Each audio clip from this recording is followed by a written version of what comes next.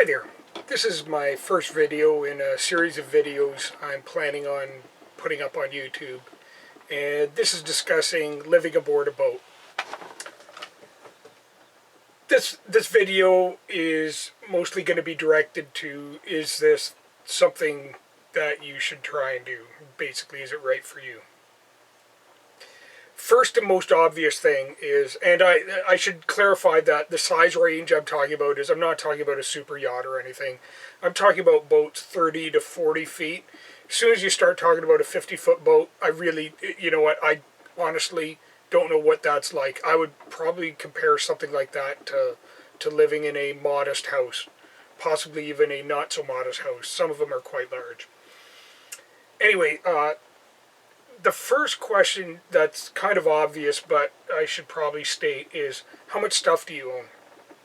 And are you somebody who likes collecting stuff?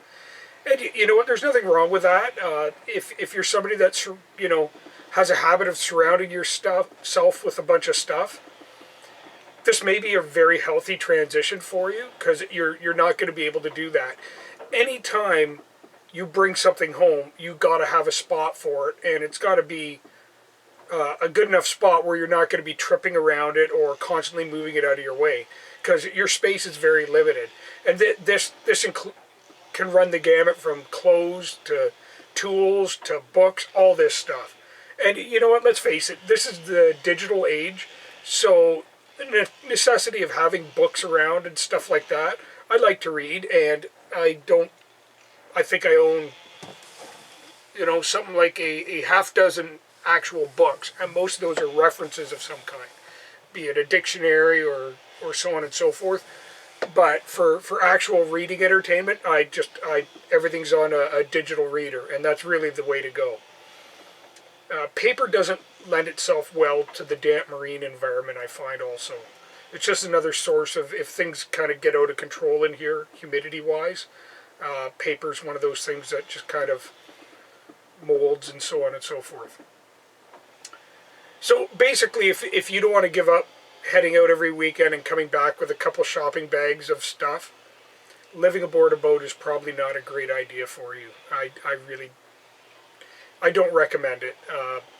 If you're willing to make that sacrifice and you know, kind of live simply, this is definitely a good way to do that. Another thing to think about is, how mechanically inclined are you? And this is obvious, you know, if you're at dock, sure, you need some work done, you can call somebody and have them do the work. That's well and wonderful. You know, if you can afford that, bully for you. There's nothing like spending your Saturday, Sunday in the engine compartment of a sailboat. It is not a lot of fun. It's dirty, it's stinky, it's cramped. You usually bang your knuckles at least once or twice. It's not a lot of fun. And, you know, honestly, if you can afford to pay somebody else to do it, great, do it. I would. I can't afford it, but if I could, I certainly would seriously consider that. But the important consideration is, if you're out on the water, there isn't always help available, and you may need your power, and you need to be able to get it back. Anything from running your lights to running your electronics to being able to get the engine going, you need to have at least a chance of doing those things on your own, or at least somebody on your boat being able to do that. So that is a consideration. Today's day and age, maybe not so bad, but there isn't always help available a phone call away out there. Really, I don't have to go too far out in the Juan de Fuca Strait before I'm outside of any kind of useful cell phone range. So the world a lot of people have gotten used to, where they can just call anybody on a cell phone, isn't as widespread as people would like to think, I guess. You can't rely on it anyway. Another important consideration is the motion of the boat gonna bother you? And I guess this is pretty important when you think about it. I've never had a problem with motion sickness. I did have it once where it wasn't so much being on the boat, but it was the transition from boat to land. And that's, you know, you're going to have to figure that one out too. basically, it was really stormy for 2 days. It was a huge windstorm, and it was throughout the weekend, so I didn't really have anywhere to go anyway. So I just chilled out on the boat. I don't mind the motion on the boat at all. I find it quite relaxing, and a rocking boat just means a perfectly sound sleep for me. I love it. Uh, I don't sleep nearly as well on land as I do on my boat. But where I did run into a problem was I had classes on a Monday morning. And of course I got up, everything's still rocking and rolling, grabbed a quick shower and off I went to class. Sat down in class and all of a sudden, nothing's moving and it's dead quiet other than the teacher talking. Well, you know what, after about 10 minutes, I started feeling a little off and I thought, you know what, this is going in the wrong direction. I got up and I went for a walk and came back in 10 minutes and I was fine. But I just needed a bit of transition time. And I'm not one to pick up problems with motion. I've never experienced it since then or prior to then. And I've been on here over 3 years now, I think. Something like that. Anyway, that's something you're gonna want to determine before you get on, purchase a boat and get it all set up. You know what, if you're constantly seasick, it's just, you're not going to want to live that way. I don't think I really need to say any more on it. My suggestion is rent a boat for a week or two. Even find somebody that's willing to just let you be on a boat at dockside.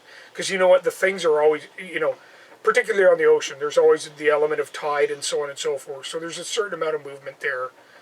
If you're on like a lake, a large lake, or the Great Lakes, yeah, there is still a bit of motion, particularly on a sailboat. There's the mast has a certain wind profile that moves the boat around a bit. So you're going to see it that way. So figure that out. Another consideration is, are you physically capable? I hate to say it, but if you have a physical disability or you're really clumsy and not good at falling down, I can be clumsy. I certainly have my clumsy moments, but I'm kind of skilled at falling on my face and not breaking anything or doing anything incredibly serious. If you're older or you have problems getting on and off your boat, you're going to want to think about that. Most marinas will not allow anything on a dock finger that will assist you onto the boat. And just because you get your slip and you have your dock finger doesn't mean you have the right of keeping something large on that dock finger to clamber onto your boat. You could very well be faced with the marina saying, no, you can't have that there, get it off there. It's usually your dock finger is shared. Personally, I do not want a neighbor that needs a huge set of stairs that I got to tiptoe around every time I go onto my boat. It's, you need to figure something out. You know what, I suppose you could devise a device that hangs off the side of the boat to help you up on it. There's probably ways of doing it, but again, that'd be kind of expensive, so you're really going to want to think about it. There's also the fact that even if you're wearing a lifeline and you're out on the water, it would be kind of nice knowing you're able to get yourself out of the water and back onto your boat without assistance. If you can't, you know what? That starts to sound a little dangerous. I'm pretty good at climbing. I know it would be a tough climb for me, particularly if I managed to hurt myself going into the drink. That even with a lifeline and the boat under sail, I could do it, but I wouldn't be happy about it. And it would certainly take a fair bit of work for me to get back up onto my boat. And I think that's something you need to consider. You need to be able to get around on the deck of your boat too, right? Under weather, you need to be able to get your sails up and down. Even if you have, all your stuff run to the cockpit, you know what? That may fail, and you may actually have to get up there and start wrangling your sails down or whatever. You need to be able to physically be able to do such a thing. And it sounds kind of harsh, but you know what? If you can't physically hack that, you probably have no right being out on the water on a boat. Now, if you're living on a boat and it never leaves the dock, all of a sudden that doesn't matter. Like, hey, who cares? You're basically on a floating home. And there are plenty of them around, and they're perfectly viable living options, and there's nothing wrong with that.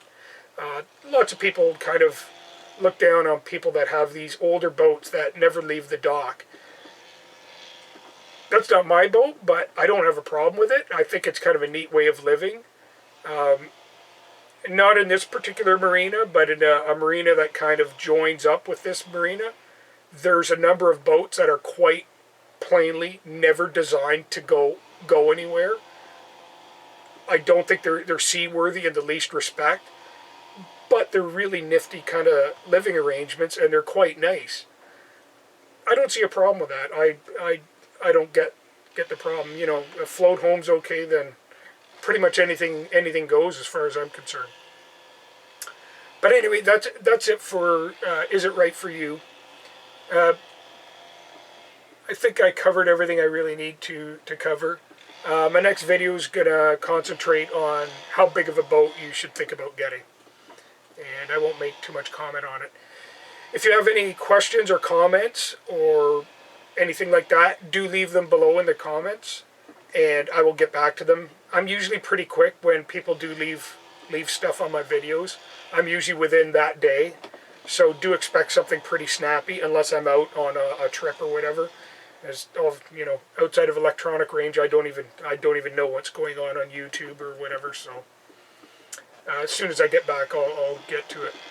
Anyway, hope this video's informative or at least vaguely amusing, and have a good day.